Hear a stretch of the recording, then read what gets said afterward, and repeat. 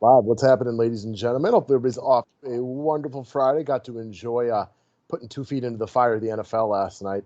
I don't know if you noticed this, Bellman, but everybody was wrong. The Chiefs are actually really good at offense. Chiefs are very good. I know that I have in one of my fantasy leagues, I have Fuller, Johnson, and Watson, and they were all pretty solid. So I'll take it. Yeah, you had to love that late scramble touchdown by Watson, and not well. I guess if you have DJ, then it doesn't matter to you as much. But like to get that late scramble for the points right there. Well, I was happy about DJ because I told you I played the Thursday through Monday slate, and I played one guy from the slate last night, and it was David Johnson. So I liked him, and he wasn't like amazing, but like he was rock solid. He had about 20 at 6K. I'll take it. I tweeted after the first quarter. I mean, I'm a David Johnson. Wasn't a big fan of his this year because he has not looked good in 2016 since 2016. And how many running backs do you see come back at the age of 28 and all of a sudden be good after not being good in 4 years? Well, he looked really good last night. So I feel like I'm going to be eating a giant crow sandwich if this continues because he looked phenomenal. He passed the eye test with flying colors. He had a couple of like easy runs that like Peyton Barber could have made, but he made a couple of runs that most running backs wouldn't have made. So he looked real good. Have to worry about the injury though, like injury history, and if he's going to get hurt. I did a draft with one of my buddies. We're splitting a team a couple days ago, the night before it started, and like I said, I like David Johnson a lot this year.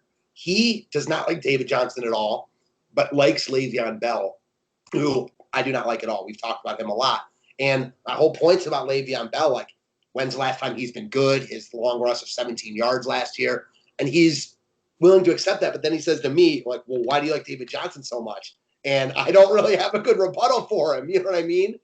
Well, it's great when you can use the same argument against somebody and you realize maybe you're both right or both wrong. Because I mean, you and I do that to each other on a daily basis. So Yes. it's why we all have fun talking about this stuff.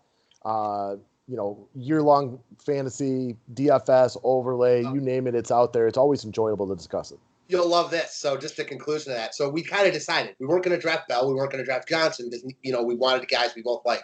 Well, we kind of got stuck in the middle. I ended up drafting Todd Gurley. Yeah, there's another one for you. All right. Anyways, guys, we could talk about football all day long, and we will be dropping the NFL members-only final video tomorrow for all the paying customers. We'll also do an overlay final thoughts video for NFL tomorrow. I got about 5 or 6 picks I really like, so I will be playing this 5-pick shootout for the NFL this weekend. Excited to talk that over with you, my man. The name of the website is overlaydfs.com. And yes, we'll be doing an NBA video directly after this. So Ray, and I forget the other guy who asks every day. It's coming out today, guys. Yeah, my DMs are bursting with people trying to get these overlay videos, so I can't wait. All right. So on the baseball video yesterday, for some reason, Skype didn't screen share correctly. So just make sure that this is we're up and running the right way today. Does it look good? It looks good. There's still, that screen was in the corner, but not anymore. Perfect. Now we're gone, guys. All right. 2-game slate tonight. Last thing I'll reiterate before we jump into our plays is the last day for the NFL only package. I'll be bumping up to regular price after today. It's 20% off. It's $80. It covers all regular season playoffs, all the write-ups for the main slate and the prime time. Members only videos, construction videos for showdowns and things like that. Love to have company join the team. Otherwise, you got day passes. Also, monthly memberships, annual and lifetime. You get every sports that it is going at the current time. We got 3 sports going on right now, and I know baseball. You talk about this. Baseball's like an afterthought for a lot of people. Definitely not for me. I mean, I'm going to take advantage while we still got baseball going. It's not going to be here for that long. I know one of your favorite things to do is play baseball on NFL Sundays because nobody pays attention and a lot of people's lineups suck. This is very, very true. So, all right, guys, let's talk about NBA, though, tonight. We got ourselves a 2-gamer. Very potentially the last 2-game slate, at least the last 2-game slate where it's all in one day that we're going to get of this Draftkings year.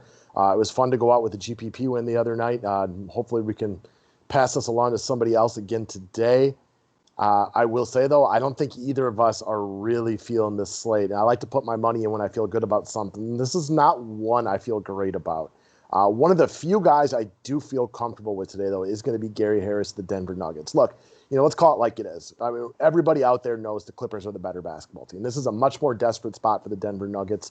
So what I think you can expect at the very least is that guys like Gary Harris are going to play monster minutes unless they're in foul trouble like he was last game, which is one of the reasons he didn't get a price bump.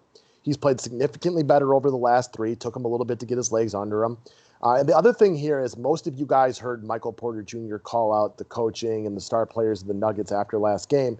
While I personally think he was wrong to do it, Doesn't mean he wasn't right. His points were actually valid, and you can't play two-man basketball with just Murray and Jokic against a really good Clippers defense. So look for them to get their teammates involved maybe a little bit today, and Gary Harris is one of their better teammates.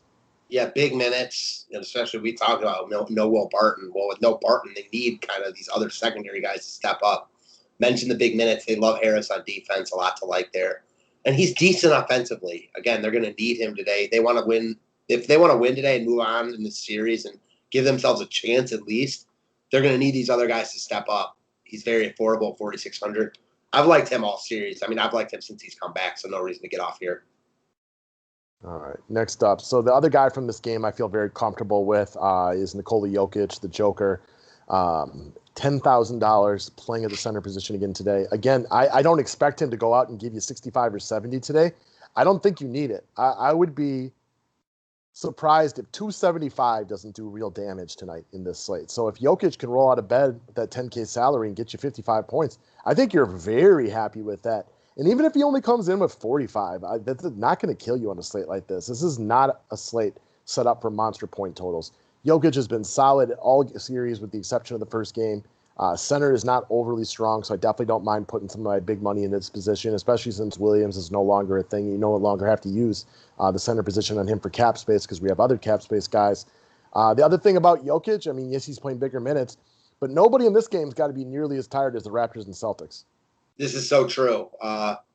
Again, that Raptors-Celtics game, really interesting to see how they come out today, but regardless, you expect a big effort from Jokic, who has had no problem getting his in the series. We've talked about big men against the Clippers all year. Jokic is a different type of big man, but with the Clippers' wings, really locking down Jamal Murray, Jokic is just their main guy right now, and he is good enough to get his. He's not good enough to win them the series by himself, but he's good enough to get his. So at 10K, he's just a rock-solid look. And while we don't feel comfortable with this game, the only team not playing for much tonight is the Clippers because they're going to win this series no matter what. Whether it's tonight, the next game, or the game after that, there is no way, no how. Yes, I will say this on air. There's no chance that Denver's winning 3 straight against this Los Angeles Clippers team. So while I don't expect them to just roll over and die tonight and give Denver this game, they're the only team not supremely motivated this evening. Yeah, I mean, I don't disagree. Everybody else is win or go home. And I still think the Clippers win this game, but I think Denver fights enough to keep it competitive. Okay, I'll give you that. All right, so let's go back to the Toronto versus Boston. If you want cap space for Jokic, Kawhi, Tatum, guys like that, you're going to have to play some cheaper guys. You guys all know this. Take a look at Norman Powell. So he had kind of an interesting game last time out. I know he was relatively popular within the industry for good reasons. He had been coming off a really nice Game 5 as well. The Raptors are playing a little bit more small ball right now, and Powell is probably the only Raptors player going tonight that's going to see big run that isn't exhausted from playing huge minutes for all the past games. He played decent minutes last game. I think he got to 38, but it's not like the 53 that Kyle Lowry played. He also hadn't been playing a lot of minutes throughout the rest of the series, so his legs should be as fresh as anybody going on the Raptors today. This guy almost single-handedly won them the game with great performances within the overtime. With the small ball working, I think Powell sees 30-plus minutes again today. I thought it was really a big part of why he played so well in the overtime, specifically double overtime, is because of how rested he was. He looked like the freshest guy on the court, by a good amount. Do you want to know why that is?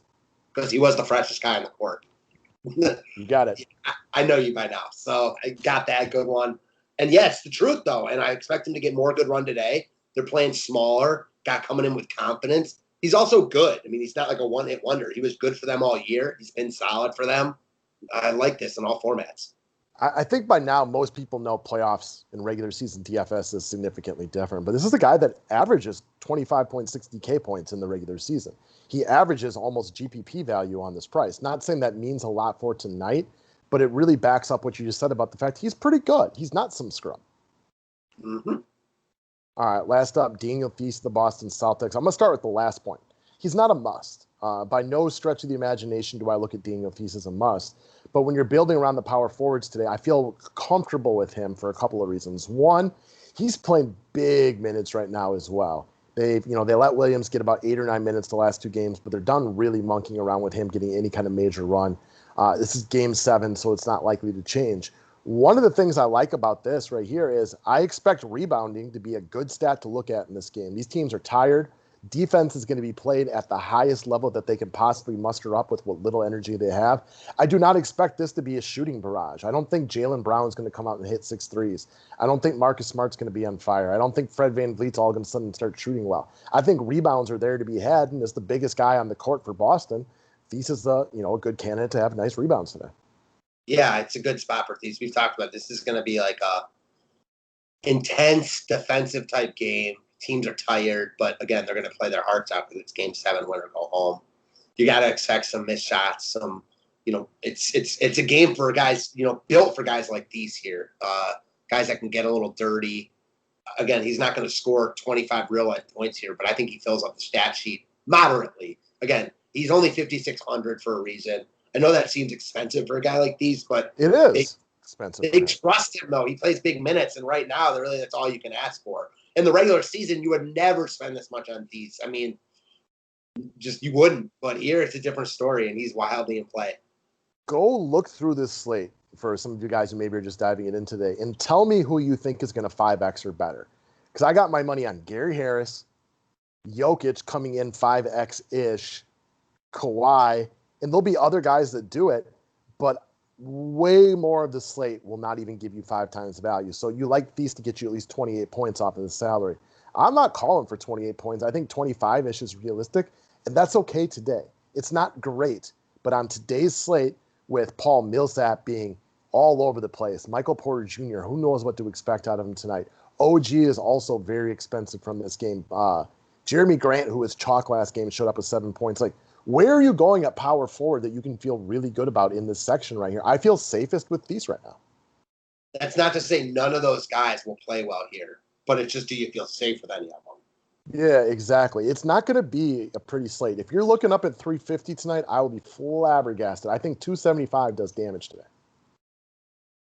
I mean, it's hard to see a really high-scoring slate because you don't have the ingredients for it. You don't have really chalk value that is going to go off because there is none of that.